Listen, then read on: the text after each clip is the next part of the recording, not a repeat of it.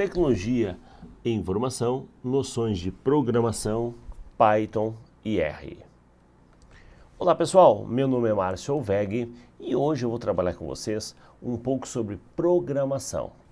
Duas linguagens, duas ferramentas serão tratadas aqui, a figura do Python e a figura do R. Vamos lá? Vamos ver alguns conceitos, vamos ver algumas características de uma e outra linguagem. E claro, como sempre, ao final, vamos trabalhar aqui com vocês algumas questões que já foram abordadas a respeito dessas duas linguagens. Vem comigo! Python é uma linguagem dinamicamente tipada. Diferentemente de outras linguagens de programação, não é preciso declarar de que tipo será cada variável no início do programa. Quando se faz uma atribuição de valor, automaticamente a variável se torna do tipo do valor armazenado, como é apresentado no exemplo a seguir. Então, eu estou atribuindo a variável A o valor 10. E aí, se eu peço para exibir o A, ele já sabe que esse 10 é um valor numérico. Então, ele já associa o tipo de informação que foi atribuído. Na linguagem se fala muito sobre o conceito de listas, tuplas e dicionários.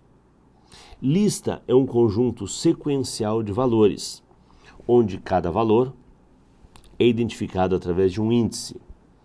O primeiro valor tem o índice 0. Uma lista em Python é declarada da seguinte forma. Você vai definir o nome da lista e justamente os valores que você vai atribuir. Então vamos botar aqui 10, 20, 30, 40. Lembrando que, se eu quero acessar um valor, eu posso chamar esse valor pelo índice. Só que o índice, eu não começo pelo índice 1, não. O primeiro valor é o índice 0. 1, 2 e 3. Uma lista pode ter valores de qualquer tipo, incluindo até mesmo outras listas. Aqui eu coloquei apenas com valores numéricos, mas eu posso associar uma lista dentro de outra lista. Exemplo, L é a minha lista. O que minha lista tem? O valor 3, a palavra abacate, o valor 9.7, outra lista, 5, 6 e 3, a palavra Python e, mais uma vez, 3 e J. Se eu pedir para imprimir da minha lista L o índice 2, tá? Lembrando, o primeiro item é o índice 0, o segundo elemento é o índice 1. O índice 2 é o 9.7. Se eu pedir para imprimir, apresentar o índice 3 é essa outra lista. Se dentro desse índice 3 eu pedir para inserir o índice 1, veja, dentro do 3 eu tenho novamente o 0, o 1 e o 2. Como ele está pedindo 1, não é a lista toda, é apenas o 6. Então, isso é um pouco do tratamento sobre listas. A lista é uma estrutura mutável, ou seja, ela pode ser modificada. Na tabela a seguir, existem algumas funções utilizadas para manipular a lista. Len, que vai trazer o tamanho dessa lista. Nessa lista aqui, índice 0, 1, 2, 3, ele tem 4 elementos. Min retorna o menor valor da lista.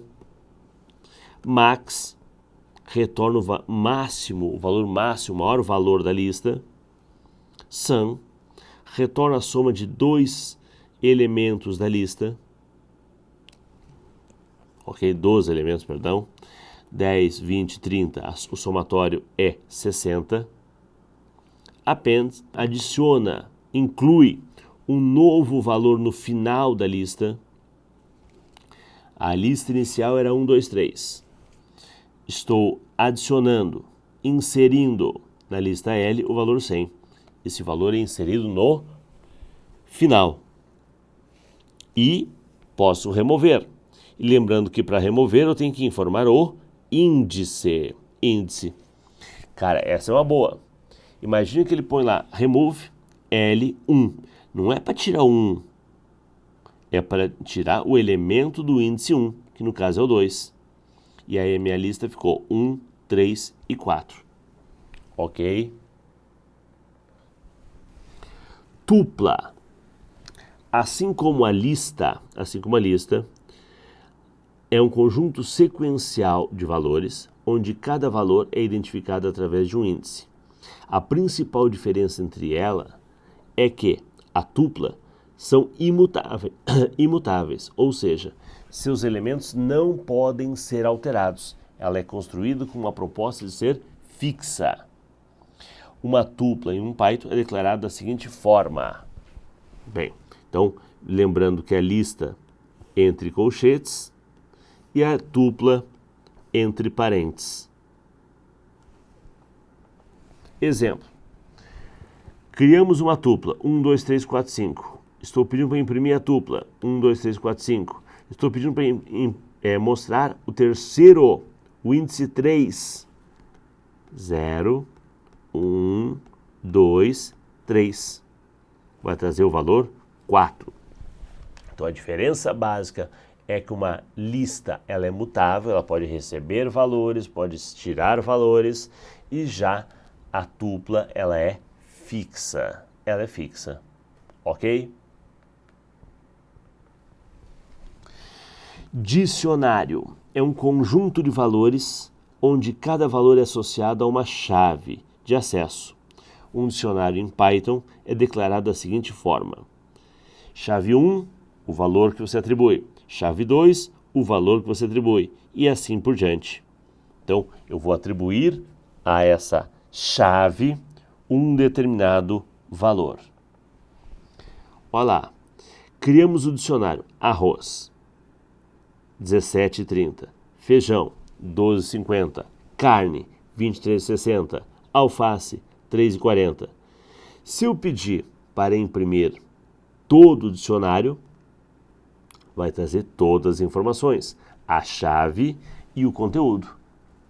Agora, se eu pedir para imprimir print do dicionário, do D, eu não vou dizer que eu vou o índice, não é 0, 1, 2, não, eu vou dizer a chave. Eu quero que traga a informação da carne. Ele vai trazer o quê? O valor que foi atribuído à chave carne, 23,90. 23,90.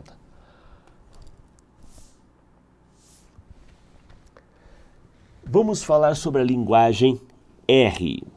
A linguagem R é muito utilizada por cientistas estatísticos e, mais recentemente, cientistas de dados. Se criou essa nova categoria, né? A partir do momento que trabalhar com a informação se torna importante e o volume de informação é muito grande, eu falo que o pessoal da área de estatística se especializou em trabalhar com grandes volumes de dados e se criou esse grupo, a ideia de um cientista de dados, entender, né, o tratamento, né, a comparação, toda a ideia de trabalho em cima de bases de dados. E claro, nos cercamos de ferramentas para isso. A linguagem R é uma linguagem apropriada, é uma linguagem que vai trabalhar muito com o elemento visual, gráficos. Então, cientistas de dados como um meio conveniente para análise exploratória de dados interativos. Ao contrário do que se imagina sobre a linguagem R, ela não é limitada apenas a sessões iterativas, pois devido ao fato de ser uma linguagem de programação, os seus scripts, a sua sequência de comandos, vamos dizer assim, podem ser criados e empacotados como bibliotecas. As soluções com base em script fornecem resultados mais consistentes e confiáveis do que os fluxos de trabalho tradicionais, que requerem uma grande quantidade de interação manual com uma interface gráfica de usuário. Essa linguagem muitas vezes não é considerada como uma linguagem de programação, sendo mais comparada a um produto estatístico, especializado, como é o caso do SAS. Este é um tema amplamente discutido quando se considera a manipulação de dados usando uma planilha do Excel ou um banco de dados relacional com um servidor SQL. Né? Por exemplo, na parte de planilhas, né, que também pode concentrar um grande volume de dados, o pessoal fala muito do Power BI, né, que é uma espécie de ferramenta para justamente da Microsoft agregar e permitir você trabalhar com esse volume de dados.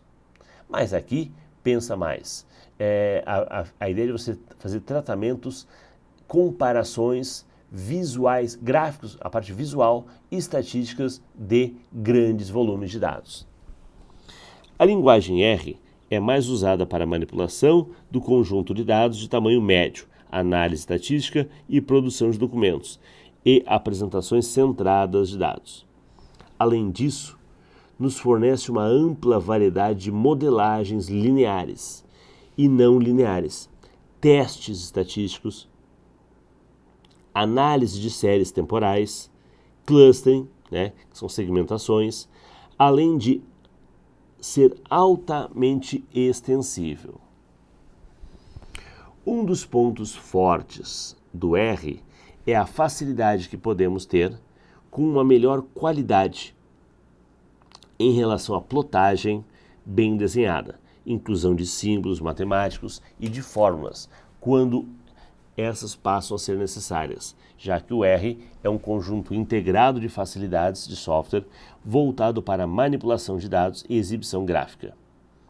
Duas das maiores empresas presentes no mercado, Facebook e Foursquare, utilizam a linguagem R tanto para recomendações quanto para modelagem de comportamento de usuários.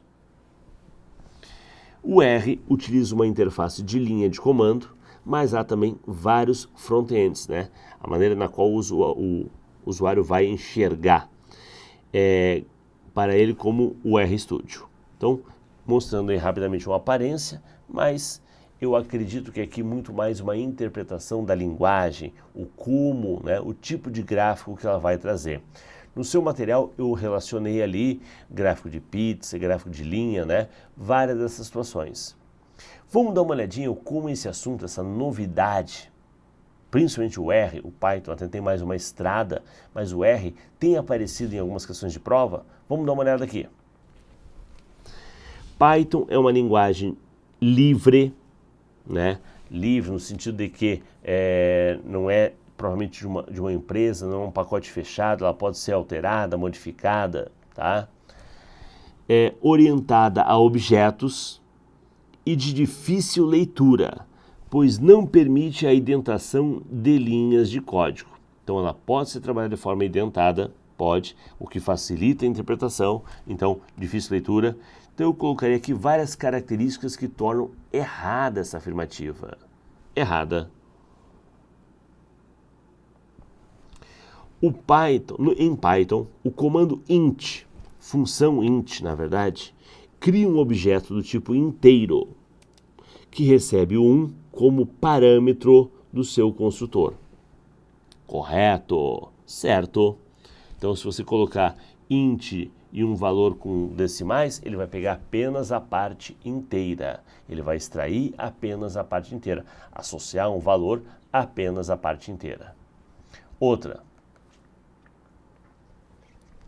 Essa aqui mais trabalhosa. Primeiro, o script em R apresentado abaixo gera um determinado gráfico. Vamos analisar. O C, eu vou atribuir valores de 1 a 6. Vou criar uma lista, por exemplo. Ok. 1, 2, 3, 4, 5 e 6. E eu também crio aqui o x com os seguintes valores: 2, 4 e 6. E eu estou atribuindo a y, atribuindo a y, o quê? X mais c. Então vamos lá. Qual é a maior? O c. Então quer dizer que o elemento vai ter 6. 6. 1, 2, 3, 4, 5, 6. Ficou feio assim. Aí, melhor.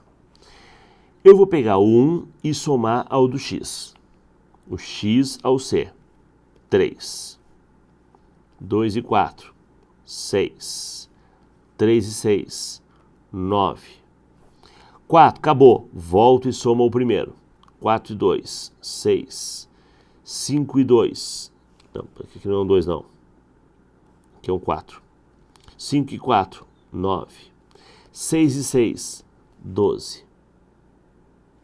Então, resulta nisso. Agora eu peço para você reverter, inverter e atribuir isso ao K. Então eu vou pegar o C, vou inverter e atribuir ao K. 6, 5, 4, 3, 2, 1. E agora eu vou jogar no F e vou ordenar, colocar em ordem, tá? F, o Y. Ordenar o Y, este. 3, 6, 6, 9, 9 e 12. Peguei o Y e ordenei ele. E agora eu vou pedir para fazer uma plotagem de um gráfico de barras. Um gráfico de barras. Do quê? Do F. Veja, se fosse um gráfico de barras do Y, eu ia ter 3, 6, 9, 6, 9, 12. Se for um bar plot de Y, ele geraria esse gráfico. Mas é o bar plot de F. O bar plot de F vai gerar um gráfico com 3, 2 com 6, 2 com 9 e 1 com 12. Vai gerar esse. Então, eu diria que esse gráfico não representa aqui. Não representa. Esse seria o gráfico de Y. E como ele quer o gráfico de F, errado. Vamos lá? Errada a questão. Então, veja, tem toda uma série de operações para compor esse vetor e a partir daí do resultado, né, gerar o tal do gráfico. Questãozinha interessante. Se não me engano, essa caiu na prova da Sesgran-Hill, uma prova do Banco do Brasil. Tá? Sesgran-Hill, Banco do Brasil, isso mesmo. Perfeito. Errada a questão. Fechamos aqui algumas ideias sobre o Python e sobre o R. Ok? Um abraço e até a próxima.